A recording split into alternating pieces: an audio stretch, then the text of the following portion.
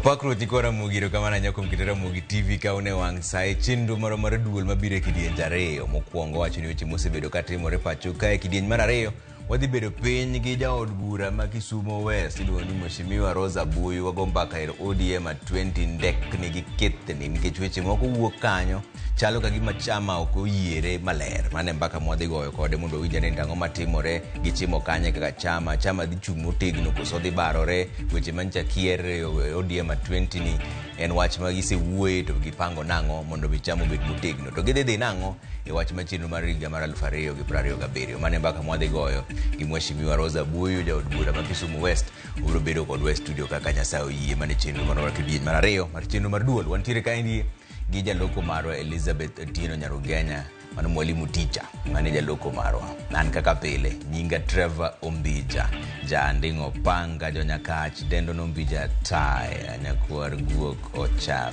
pesa. Hayo weche manyien mawango. Anafanya hizi vitu zake mbaya sokoni, jioni yako kwa radio station. Anasafisha jina yake. Tuchien kanyo wan matek sana wan be. Nikech chien nitire jotelo moko mano umo Nyaramba. Jakom chiro ma Kibuye Judith Matengo dinne remand kod yaga kaluwore kod tipo manomake kogoyo mine moko Kibuye. To Judith ni mong'ere ni Nyaramba en ng'ama nade?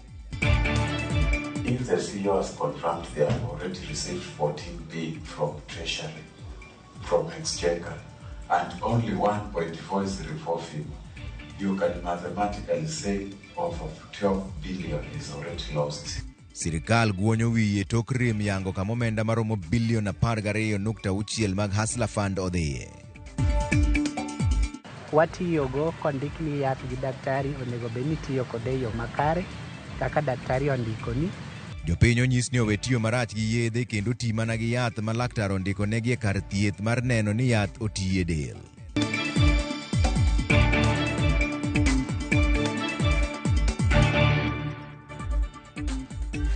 Erokamano Judith Matengo mong'ere kaka Nyaramba kaachiel gi achije mamoko ne kawuono chwale nyim doho ma Winam e boma ma Kisumo bang' kane omak gi odiochieng' manyoro kitudo gi ketho mar rocho ratich johala moko e chiro ma Kibuye kaluwore gi pogruok e weche mag siasa. Judith Matengo gi Mario Nakinyi kata kamano ne ojodagi yie kod ketho mane odonjne godo. Okil margi Oguso Gilbert ne opedho kwayo mondo wegi thuolo e yor rambon to kata kamano jamin wache burano gi Kunda Anderson kod jachung' e lo FIDA Phyllis Chepkemoi kod Angela Obadha ne ojokwedo mokalo kwayo margino. Jang'ad buche Robert Oanda kuom mano nogolo chik mar mondo dhi nyime gi geng'one gi achijego e od ang'ech ma kod yaga nyaka chieng' wuok tich juma manyien kama burano ibiro winjie kendo ng'ado ka ibiro wegi thuolo kata oyo gi rambon.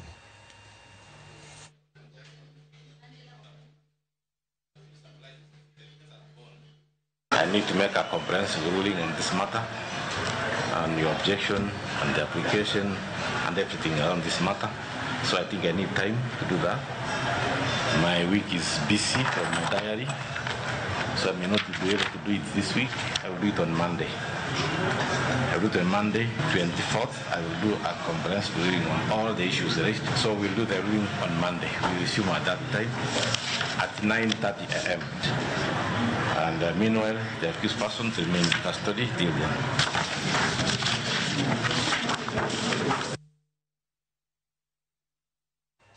Wachore ni en ok penje penjo, to ka ipenje duoko mare thothne en lweny. Ma ema nyiedhore tok jakom mar chiro ma Kibuye Judith Matengo ma bende ong'ere kod nying mar Oledhi ni Nyaramba mane omak gi picha mar ka rodho miyo moro e chirono chieng' tich ariyo. Nyaramba ok en wendo gi lweny kata rochruok mar kwe e chironi ma bende kelo penjo ni Nyaramba ni to en ng'ama nade.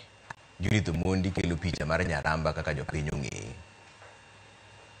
Jatend kweth jonjore matiyo gi gige lweny ma ok opuodhi ma wadendo gi dho wagunda ni crude weapons. Mano e Rambo ma Kibuye kikelo tugo to muomore kuomi ka kwach. Dhi dala koso ok dhi Nyaramba bai. Mago Kisumu Cartels, Ramogi TV, mon chendo ma serious.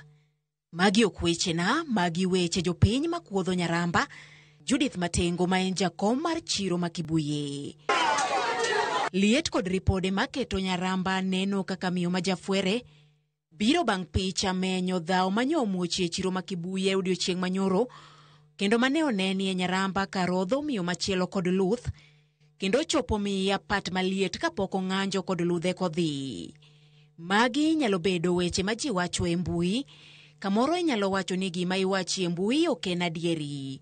Omiyo walimo Kisumu, watwak kod johala matiyo kod Nyaramba e chironi, okinyi nyaka odhiambo, odiochieng' kod odiochieng', kendo ma eduoko. Moke first time ma Nyaramba timo gimoro aila ne chiro.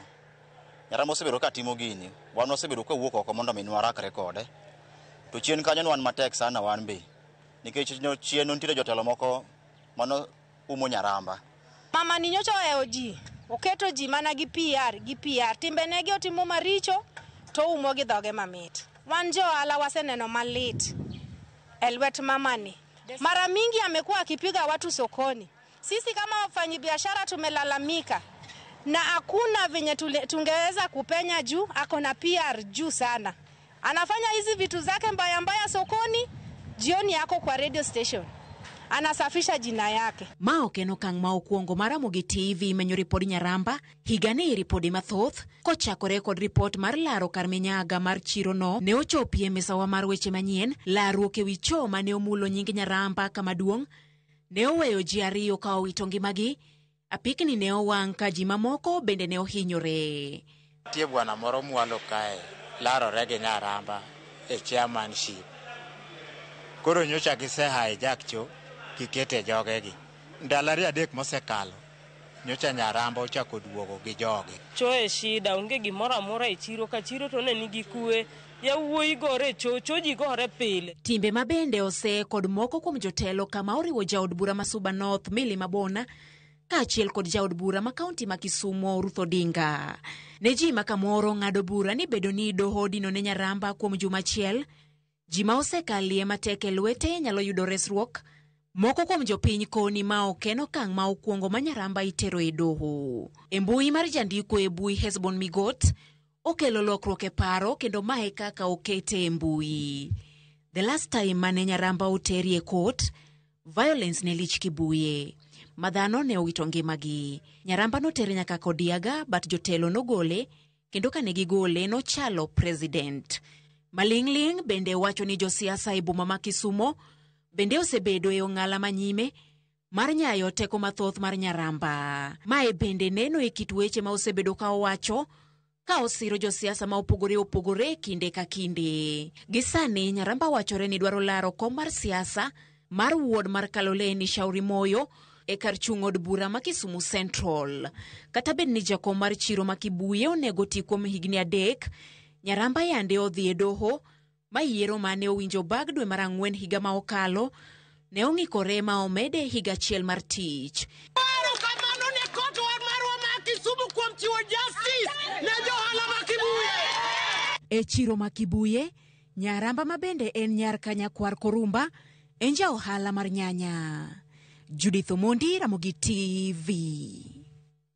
Kwa kani ni jood bura nyiso luoro ewi kama omenda maromo bilion 12.6 mag Hustler Fund nitiere bang' yangore ni kuom bilion 14 mane migawo mar omenda nomiyo Hustler Fund iko muom mar 2023 nyaka 2024, mana bilion 1.4 kende ema sirikal osebedo ka miyo jopiny e yor hola. Jatatije maduong' mar Hustler Fund Henry Tanui onyiso od bura ni jopiny pod ok oduoko omenda maromo bilion 6 mane gikawo kaka hola. Chris Owino nigi ler mar wachni. Piny owacho oket e orindi maliet ewi kama omenda maromo bilion 12.6 mane okete ng'ene omenda mar Hustler Fund nitiere. E nyim komiti mar od bura mochung' ne omenda moyiedhi, jatatije maduong' mar Hustler Fund Henry Tanui oyango ni mana bilion 1.4 kende kuom bilion 14 mane omigi e hiko mar 2023 ema sirikal osebedo ka miyo jopiny e yor hola. If the CEO has confirmed they have already received 14 billion from Treasury, from Exchequer, and only 1.4 is reforfim, you can mathematically say over 12 billion is already lost. Personally, I know so many people who took different SIM cards from Safaricom. They borrowed this money. They have been throwing and blocking the SIM cards. So I just want to confirm these fears. We have lost money for. So money lost is what is stolen, according to my understanding. But the money is borrowed, it is in people's hands, and some of these are your consequences. What I've done so far is I'm putting up a collection strategy to collect that money from the people, the Kenyans.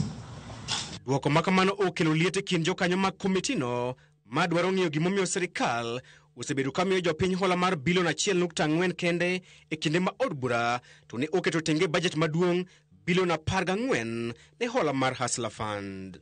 That there are no people who were given that money. That money was given to fictitious accounts and there is nobody behind it. That money was fulfilled ilienda tu mali ilienda. That's why we asked for those documents 1 year down the road from the PS, and the PS is hiding behind your back. So up to now, we don't know whether money is lost, we don't know whether money has been stolen, but we just know we need to audit to know, is the money there, is it safe? So these documents will help us make a ruling whether Hustler Fund is competent or incompetent in its functions.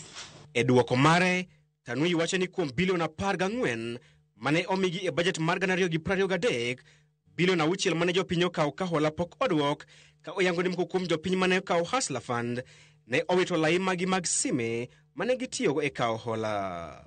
We'll provide all the evidence. The loan is tied to your ID. Whether you've drawn the number, the loan remains with you. We're also dealing with blue chip companies. Safaricom is not a small company. KCB, they have a name to protect. And the integrity is beyond reproach. Jo od bura kata kamano ni kod kiao ewi duoko makamano kagiwacho ni Hustler Fund en mibadhi machielo mar sirikal. Ewi mano, komitino ochiko jatije maduong' mar Hustler Fund ndalo abiro mar pedho list mar jogo mane okawo Hustler Fund to otamre duoko kaachiel kod nonro magi. The question for the first borrowers that have not paid back the money, we want the list of the borrowers with their contacts and identification that show that that person has borrowed and the amount borrowed. Chris Owino, Ramogi TV, Nairobi. Amend siasa mapek medo tuere e laro kom mar od bura mabere North e kaunti ma Embu e yiero madundo kama jalup jatend piny Kenya machon Rigathi Gachagua kod jalup jatend piny Kenya masani Kithure Kindiki pimore teko kod mbi mar siasa e Mount Kenya. Mana kaka jafwambo marwa Walter Nyambaga leronwa, jotelo ariyogo ne ochoro seto ombulu e dhot ka dhot ne jochung' mag chembegi kaka UDA kod DCP. Kao dong dala boro to jodak mambere North riedo debe mar luto mbole yiero madundo. Amen mar siasa ochuo chinge kidi jatend DCP Rigathi Gachagua manen jalup jatend piny machon. To kod jalup jatend piny gire Kithure Kindiki. E kama pimruok teko kod mbi mar siasa. Sani nie ng'iende ni ng'ano manyalo folo motegno Mount Kenya. Si mimi nilitangazia nyinyi. Tumefungua hoteli ya Kasongo na Soprano na Ruko na Karinda na Mudhende. Sasa pesa ya Kasongo watu wamekula, Kasongo amenyolewa. Kasongo anyolewa zinyolewe. Lazima tukemee hii siasa iende. Kwa sababu ukipewa nafasi ya uongozi, uwezi lazimisha ati mimi ndio kiongozi wenu. Nani alikuchagua? Nani alikuambia wewe ndio kiongozi wetu? Ewang' Onyango, jotelo ariyogo ochwalo chenro mar seto mbulu ya mide kagigoyo tikle dhot ka dhot. Kindiki olore kar jot mag Kamumu e kod Karambari ka uso mise mag jachung' mar UDA Leonard Wamudhende. Mimi nataka kusema namna hii, wewe Rigiji, wacha kudanganya watu ya Kenya. Ati unawadanganya. Jana asubuhi uliamuka ukaenda kwa shosho ama grandmother wa Roko. Hiyo ni upuzi. Na wengine wale wanatukanana, hatujawahi kuwaona. Siku ile walikuwa kwa viti kubwa kubwa, hawakutembea hapa mbele North. Ile siku walikuwa na kirauni, hatukuwaona hapa. Hakuna barabara hata moja walituletea. Yokinyo no, bende Gachagua onyonore dhot ka dhot e alwora ma Mthwawa kod Rianduni koseto mbulu ne Newton Karis mar DCP. Mimi sijaona hii area ya Mount Kenya siasa ya vita na mawe na kuchoma mali ya watu. Nimeiona safari hii. Tuangushe hii mtu ya UDA, tuchague Karis. Alafu ile kazi ya maana zaidi, Kasongo mwenyewe tuangushe, tuweke Rigiji. Mtaniweka? Unajua hii Kasongo nikishindana na yeye nitamkimbisha kama baisikeli ya kuibiwa. Sasa wewe ndio nani? Haujafanya kitu chochote. Haujajenga classroom, haujajenga choo, haujajenga barabara, haujatuwekea maji, haujajenga kanisa. Saa hii unakuja unatuambia ati wewe kiongozi wa nani? Pepe ingekuwa bila Rigathi, tungepigia Kasongo kweli? Jalup jatend piny bende obagoromo kod jodongo kendo bilo mbaka kodgi kosingo ber mar siro piny owacho mar Kenya Kwanza ne dongruok. Ndiki okone Gachagua nyaka koro tang' kod weche manyalo kelo tulo chieng' tarik 27. Kata kamano, Gachagua bende onyondo ni ngang' sirikand Kenya Kwanza nyaka ne mana mudho e yiero madundono. Huo mpango mko nao wa kuleta maaskari 5 kwa kila kituo cha kupigia kura, ati wamevaa maguo ya raia na watahadharisha. Kama wewe si mtu wa hapa Mbeere North, utaona cha mtakuni. Is home. Even the road, it is not tarmacked. Hata ina maram. Ende bunge, nitetee maendeleo, nisimame na viongozi wengine wanapenda amani. Walter Nyambaga, Ramogi TV.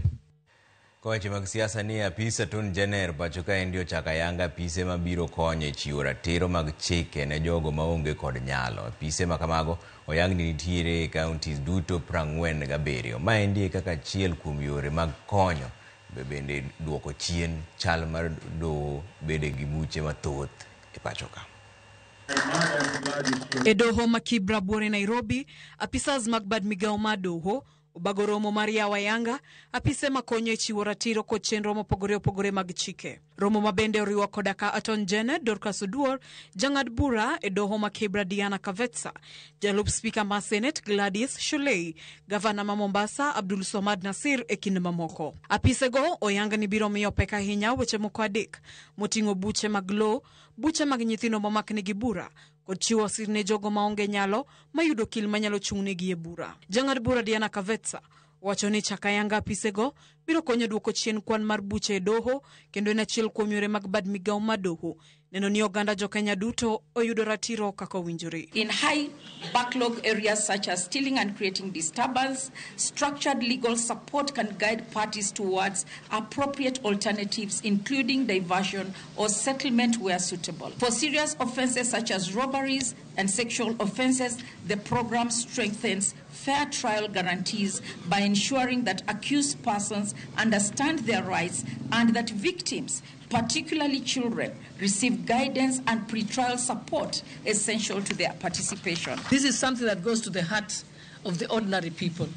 Many of them feel terrorized by the justice system, but by you setting up these legal aid clinics, it's going to go a long way in ensuring that they can access justice and they will feel that the justice system works for them, because sometimes they've always felt like they're victims of the justice system. Korka kore, Attorney General Dorcas Oduor olero ni mayor piny Kenya chopo singo mare maneno ni bad migao ma doho tiyo kaka dwarore kojiwo rawere bende mondo puonjre weche mag chike. The Office of the Attorney General was resourced to recruit 90 state counsel, all whom have now been deployed across all the 47 counties to anchor a fully functional national legal aid program. And each county now has 2 state counsel. We are going to partner with the Law Society of Kenya for purposes of having agency lawyers, pro bono lawyers. We will partner with the institutions like the Kenya School of Law and universities. We will also partner with professionals who will volunteer. Kaluwore ni apisego oyawe counties duto 47. Gavana ma Mombasa Abdul Somad Nasir osingo mar manyo yore mag medo kwan apisego e county ma Mombasa makonya ahinya e buche mag lo kod mago mag lwenje mag kit chwech. We are more than willing to support and have our input as well for us to put 6 legal aid clinics throughout Mombasa, 1 in every sub-county, and in that way I think we can be able to do a lot. 1, of course, the judiciary will agree with me that this creates a huge reduction in backlog. 2, we have many cases, and I'm assuming that this is not just unique to one particular county, but many cases of GBV, SGBV, and land-related cases as well. Efinye Kide, Ramogi TV, Nairobi. Baso di yumro machukra no kuse urote maruka endi ombija taya ma endi tomo go ya sure uda chachi kalwende an bende asene no kaka Nyaramba goyo mine Kisumo kanyo nego kaw chiko nego kaw ne kanyo irukamana ahinya machilo bende ntire ka endi ma endi Trevor na Baba Twins mar onjinyo Nyaramba osebedo katiyo kod agoko e chiro makibuye nikech ntie nyaka kweth maricho ma itudego Nyaramba onego kaune chik kendo nego owe komno kapod itimo ne nonro erokamano ahinya mama makamu kani Kisumo kanyo Shrimos na Rosa Buyu gi Gladys Wanga mago mine motegno mane baba owewago e chama to ginyal weyo chama mondo luar erokamano makamu neno kama ntiere bende Collins Obuon kata ker mar chokora Kenya mangima waneno Ramogi TV ka wantaita Taveta kamoro ni Holili Ramogi ler ka kendo wamor ka waneno mos na mama na Rosalina Obuon kani miguye ko bura kod governor to be Aduma wuono wuor erokamano ahinya an Lawi wuod Adori an Renya aneno chenro yo makare to atimo mos ne Jackie Masawa ne tho mar jaode min mami osainya aneno news kan wange longo kadem awuoro Nyaramba bye ma Clinton mar wange longo kadem erokamano ahinya Ramogi TV mind Omondi Odia ngama dwa wuok e sirikal to chaka chon kikubar wiwa gi weche manono wangni party marwa kaluo dhi bedo performance based mar each and every elected member doguru e ground uti baba onge erokamano ahinya panentie mogik ka endie wachoni wamor kako kelonwa habari ma Pastor Mondi otiche mar game onyenyore mosna jaoda Sara Tieno mano nyaseme gi Archbishop mar Odhiambo Gura gi Bishop Aora gi Olo Oyanda erokamano ahinya panentie achiel mogik ka endie ma endie no Gina Koko wachni wawinje maler kabisa ma MC Ogina Koko Kachumbari mosna Honorable Rosa Buyu kachiel gi Governor Gladys Wanga erokamano ahinya odugo bang' dakika matin kik idhi mabor ahinya.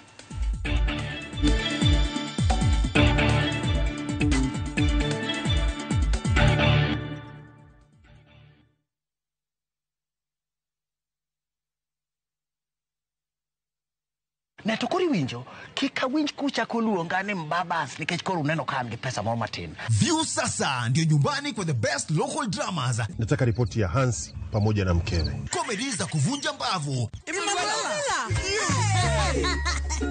Telenovela bora zaidi kwa lugha yako. Anaere ainya Prita. Tokendo kimora more wi mora. Na sasa una nafasi ya kushinda zawadi nono ndani ya promotion kubwa ya Jipange na View sasa.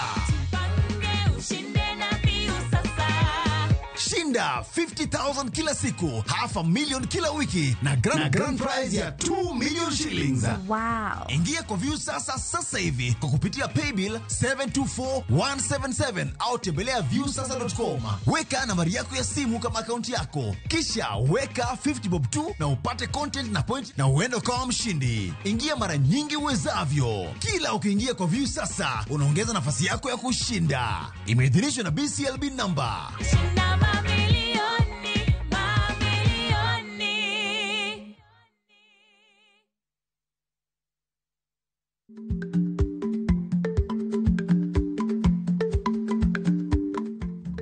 Ichagweno to ichao gwang'. Matiende ni, kapok ing'ado bura ewi wach moro amora, kuong inon ng'ama rach.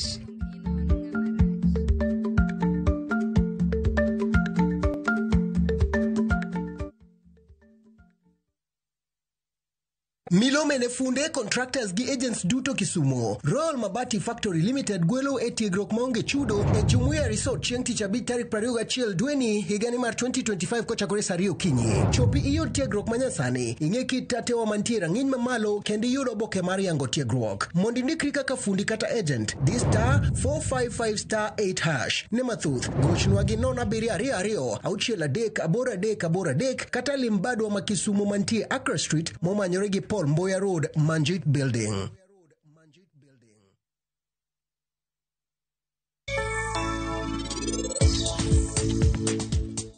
Okabika opari kaka jaoda kae. Anahero mana niti kende. To nikech koro sani adiera ni kae, anabiro wacho ni ji te adiera mara gi niti. Kaka en wuotho ka chikingi kae. We wane ni sinema mane machielo ma enolosonwa. Ananeno ka tukegi koro sechako mora. En kotemo dok Balnara sani, to bende wach ne jogweng' te gimoro amora ma Rajiv timo. An gadier ni jogweng' te biro kwedowa.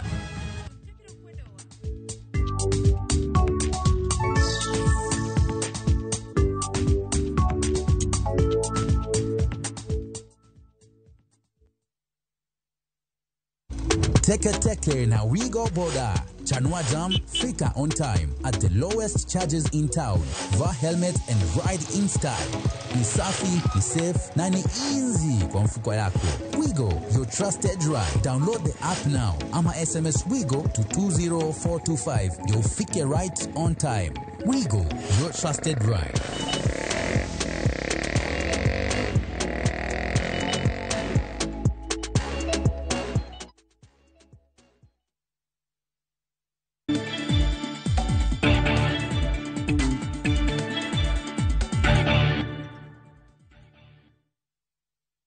Erokamano kuom kidera Mogi TV ka ni tiyo gi yedhe moko puodhi gi laktar kod rem mar tiyo kod dose mar yath gin moko kuom gigo mosemiyo ratil mag del rem mar kedo gi kute makelo tuoche e dend dhano kod jamni ni mar thoth oganda bende ok ohero limo ute thieth e pacho ka. Ma endi omiyo koro migawo mar thieth e kaunti ma Siaya koro chako chenro mar juma achiel mar tiego jopiny e ber mar limo ute thieth kendo yudo chike mag tiyo gi yedhe kowuok kuom lakteche kaka yo mar kedo gi kwan mar jogo ma tuoche noro e mier. Chenro no geto sub counties duto 6 e kaunti no kendo ibiro tele kod nyamrerwa e kor gwenge. Dhano kuom le kuom cham mwapidho osebedo ka ok chiedhre yo mayot gi yedhe mwatiyogo pile pile. Mae osekel gi midhiero mar tiyo gi yien gi yo mok ni kare. Emomiyo kawuono wachokre ka mondo wawuo gi jopiny ni yien ma watiyogo kondik ni yath gi daktari onego bed ni tiyo kode yo makare kaka daktari ondikoni. Globally, 1.3 million people are affected due to antimicrobial resistance. As individuals and as people who use the environment, we contribute to resistance of antimicrobial medicines and how we can ensure that we act now to protect our present and secure our future in ensuring proper use of these medicines.